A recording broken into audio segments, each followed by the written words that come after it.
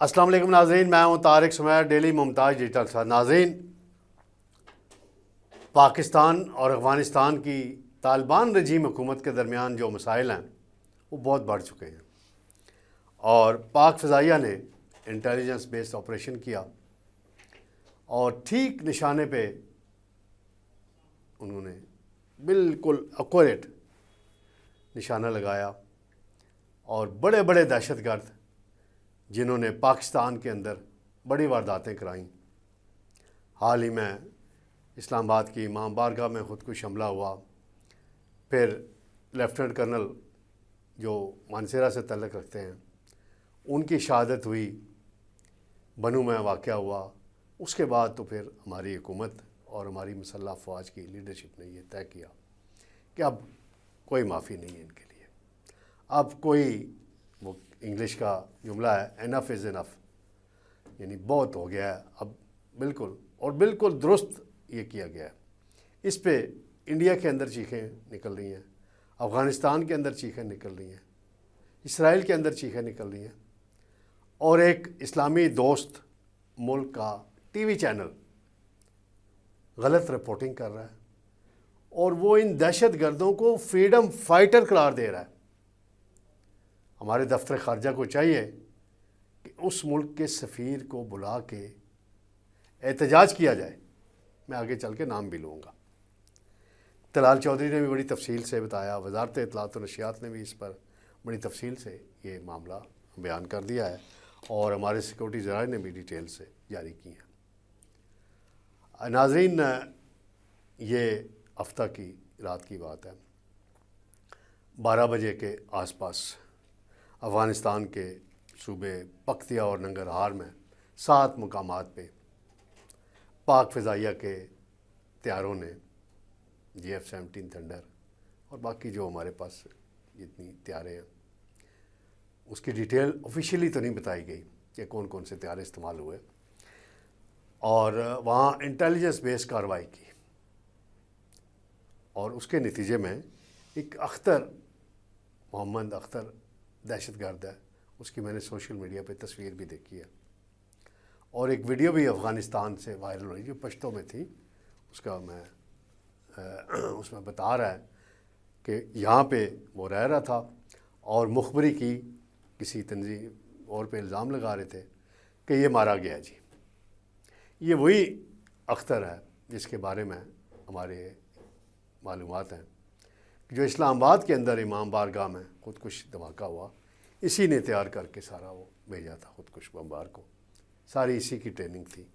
تو افغانستان کے اندر آپ کو پتہ ہے کتنی تنظیمیں بیٹھی ہوئی ہیں ناظرین، اور ان حملوں میں 80 دہشت گرد واصل جہنم ہوئے، اور اس پہ افغان میڈیا نے ایک اپنی اینگلنگ کرنی ہے، لیکن افغانستان کے کچھ عوام اٹھے ہیں، کھڑے ہوئے ہیں، اور انہوں نے افغان طالبان رجیم کی پالیسیوں پر احتجاج بھی کیا ہے۔ طلال چودھری نے بڑی ڈیٹیل سے اس حوالے سے بات کی ہے۔ پھر وزارت اطلاعات و نشریات کا ایک اعلامیہ جاری ہوا تھا، اس میں بھی تفصیلات کچھ بتائی گئی ہیں، اور سیکورٹی ذرائع نے بھی تفصیلات بتائی ہیں۔ جہاں جہاں سے چیخیں نکل رہی ہیں، یعنی انڈین میڈیا نے چیخیں ماری ہیں، افغان میڈیا نے اور اسرائیلی میڈیا نے چیخیں ماری، تینوں کا ایکا ہے، تینوں اکٹھے ہیں اس وقت پاکستان دشمنی میں۔ اور اسی دوران ایک انگلش اور عربی چینل ہے بڑا مشہور دنیا کا، الجزیرہ، اور یہ قطر میں اس کا ہیڈ کوارٹر ہے، ان کے لوگوں نے غلط رپورٹنگ کی، باعث رپورٹنگ کی، اور انہوں نے ان دہشت گردوں کو فریڈم فائٹر تک کہا۔ اور آج نجم سیٹھی صاحب بھی نجی چینل پہ اپنی رائے دے رہے تھے، وہ بھی حیران ہو رہے تھے کہ یہ کیا رپورٹنگ کر رہے ہیں، کس چیز کے فریڈم فائٹر ہیں بھائی۔ اور الجزیرہ جیسا چینل، اس کا نام ہے دنیا میں، اس کے لوگ یہ رپورٹنگ کریں تو یہ ہیڈ آفس اور بڑوں کی منظوری کے بغیر نہیں ہوتا۔ ایک چلیں سی سوشل میڈیا پہ ایک دفعہ تھوڑا بہت چل گیا، لیکن مین چینل پہ تو میں تو یہی کہوں گا کہ وزیر اعظم بھی جا رہے ہیں قطر دورے پہ، وزیر خارجہ بھی ہمراہ ہیں، انہیں اس سارے معاملے میں قطر کے امیر سے بات کرنی چاہیے کہ یہ کیا ہے، آپ کا چینل کیا کر رہا ہے، کیا رپورٹنگ کر رہا ہے. اور یہاں دفتر خارجہ کو چاہیے کہ ان کے سفیر کو بھی بلا کے ایک احتجاجی مراسلہ دینا چاہیے. اس طرح کی رپورٹنگ ہم نے کبھی نہیں دیکھی، اور وہ بھی اسلامی ملک جو پاکستان کا دوست ہے. بہرحال یہ مجھے افسوس ہوا، اور سوشل میڈیا میں اس پہ بڑی وہ وائرل ہوئی ہیں چیزیں. اور نجم سیٹھی صاحب نے بڑی درست اس حوالے سے بات کی ہے. ان کا بھی یہی کہنا تھا کہ یہ قطر کی حکومت سے بات کرنی چاہیے پاکستان کی حکومت کو. دہشت گردوں کو فریڈم فائٹر کہنا، یہ کہاں کا انصاف ہے؟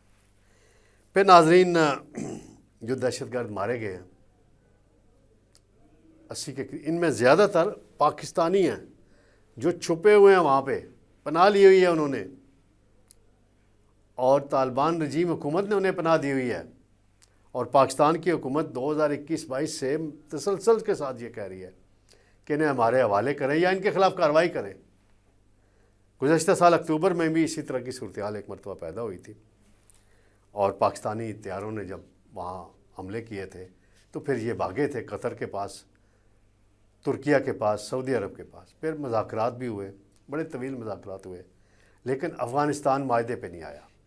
ہماری ریکویسٹ تھی، ہماری ڈیمانڈ تھی کہ تحریری معاہدہ کریں کہ دوحہ معاہدے کے تحت آپ ان تنظیموں کے خلاف کارروائی کریں گے، نہیں کریں گے تو ہمیں بتائیں گے، ہم پھر خود کارروائی کریں گے. اس پہ وہ نہیں آیا. تو انڈیا کے اندر بڑی چیخیں ماری جا رہی ہیں، بہت پریشان انڈین میڈیا نے، وہ پروپیگنڈا، وہ کہ جی. اور افغان ترجمان ہیں کوئی ایک دو، شاہین صاحب ہیں قطر میں بیٹھے ہوئے، کوئی ایک اور ہے، وہ کہتے ہیں ہم بدلہ لیں گے ہماری خود. بھئی آپ جب ہم 40 سال پاکستان کے مہمان رہے، آپ نے یہ صلہ دیا ہمیں، یہاں دہشت گردی کو فروغ دیا آپ نے. روز ہمارے جوان افسران، وہ جوان بچہ کرنل گلفراز تنولی مانسیرا میں، اس کا اتنا بڑا جنازہ اسٹیڈیم میں ہوا، اتنا بڑا جنازہ، اور اس کی والدہ کی میں نے گفتگو سنی کہ میرے اور بیٹے بھی ہوتے وطن پہ شہید کر دیتے. اس کا چھوٹا سے بچے، 2 بچے وہ جنازے میں تھے، کور کمانڈر صاحب کے ساتھ کھڑے تھے یا کسی اور کے ساتھ. انہوں نے بھی کہا ہمیں فخر ہے جب آپ ہمارے اس طرح کے بہادر فوجی افسروں کو نشانہ بنائیں گے. تو ہم پاکستان نے کچھ چوڑیاں پہنی ہوئی ہیں. پاکستان اگر انڈیا کو مارکہ حق میں بری طرح شکست دے سکتا ہے تو آپ کیا چیز ہیں؟ آپ کو تو لحاظ کرتے رہیے ہماری قوم، ہماری حکومتیں. میں خود کابل کئی مرتبہ گیا ہوں، قندھار گیا ہوں، انٹرویوز کیے ہوئے ہیں آپ کی لیڈرشپ کے. اشرف غنی، حامد کرزئی، ملا عمر، سب سے میں ملا ہوں. یہ جو نئی رجیم آئی ہے یہ کہاں سے آئی ہے؟ یہ بی جے پی کی کوئی برانچ لگتی ہے مجھے، کابل کے اندر بیٹھ گئی ہے، بی جے پی کی برانچ ہے. میں ان سے بھی پوچھنا چاہتا ہوں جو 2021 میں پاکستان کے کرتا دھرتا تھے. 2 تو جیل میں ہیں، ایک اسپتال میں ہیں، بیمار ہیں. آپ سمجھ گئے ہوں گے ناظرین، جیل میں عمران خان ہے، جنرل فیض حمید ہے، اور اسپتال میں جنرل قمر جاوید باجوہ ہیں. وہ چائے پی تھی جی، ہم نے بڑا عجیب کارنامہ کیا، ہم ان کو لے آئے افغانستان کے اندر. یہ اس لیے لائے تھے کہ پاکستان کے اندر آپ 40,000 دہشت گردوں کو بھی لے آئے وہاں سے اٹھا کے. اور خیبر پختونخوا ڈسٹرب ہے، پورا پاکستان ڈسٹرب ہے. اس پہ بڑی لمبی باتیں ہو سکتی ہیں بہت، لیکن ایک بات ہے، یہاں داد دینی پڑے گی شہباز شریف کو، اور بالخصوص سب سے زیادہ داد دینی پڑے گی، داد دینی چاہیے، داد بنتی بھی ہے field marshal general Asim Munir کی لیڈرشپ کو. C D F, chief of defence forces, army chief ہمارے، پھر جو ہمارے ایئر چیف ہیں سدھو صاحب، ان کو بھی داد دینی پڑے گی. بڑا یہ کوآرڈینیٹڈ آپریشن تھا. اگر مزید یہ کارروائیاں کریں گے تو اس سے بھی زیادہ سخت کارروائی پاکستان کی طرف سے کی جائے گی۔ اب مزید ڈیٹیلز آئیں گی تو ناظرین اس پہ بات کریں گے۔ اسی ایک ہی موضوع پہ آج میں نے بات کرنی تھی کیونکہ پھر مکس اپ ہو جاتی ہیں چیزیں۔ تو افغانیوں کے لیے پاکستان نے کیا کیا نہیں قربان کیا۔ 40 سال 40 لاکھ افغانیوں کو پالا گیا۔ گل بدین حکمت یار جیسی شخصیت، برہان الدین ربانی جیسی شخصیت جو روس کے خلاف جہاد میں صف اول کے لیڈر تھے۔ حکمت یار صاحب تو ملیشیا میں بیٹھے ہوئے ہیں آج کل، بیمار ہیں، اللہ تعالیٰ انہیں صحت دے۔ ان سے بھی میں ناظرین ملا ہوں ایک زمانے میں، برہان الدین ربانی صاحب سے بھی ملا ہوں۔ تو یہ والی جو رجیم آئی ہے طالبان کی، وہی بی جے پی کی برانچ لگتی ہے مجھے، آر ایس ایس کی برانچ ہے یہ۔ تو ان کو کچھ خیال کرنا چاہیے، اپنے عوام کا ہی کر لیں۔ وہ ایک ڈرامہ کر رہے ہیں جی، معصوم شہری مارے گئے۔ اصل میں ناظرین ہوتا کیا ہے، میں مثال تھوڑی سی کوٹ کر دیتا ہوں۔ جس طرح مچھلی پانی کے بغیر نہیں رہ سکتی، تو اس نے پانی میں ہی رہنا نا۔ یہ دہشت گرد جو ہیں یہ ہیومن شیلڈ بناتے ہیں سیولینز کی، اور یہ جو افغانستان کے اندر دہشت گرد فیملیز کے ساتھ رہتے ہیں، وہیں پلاننگ کرتے ہیں، وہیں سے واردات کر کے یہاں بندے بھیجتے ہیں۔ تو اگر وہاں کچھ چاندے وہ بھی اس میں نشانہ بنے تو وہ دہشت گردوں کے ساتھی ہوئے۔ کو عام افغانی چلتا پھرتا تو نہیں مارا گیا نا، ٹارگیٹڈ آپریشن ہوتا ہے انٹیلیجنس انفارمیشن کی بنیاد پہ، جہاں پہ وہ ہوتا ہے وہیں پہ میزائل جا کے لگتا ہے اور کہیں نہیں جاتا۔ تو یہ بڑی پاکستان کی فورسز کی کامیابی ہے۔ دیکھتے ہیں مزید اس حوالے سے کیا تفصیلات آتی ہیں، پھر ناظرین کے ساتھ شیئر کریں گے انشاءاللہ۔ جلد آپ کی خدمت میں دوبارہ حاضر ہوں گے۔ اللہ حافظ۔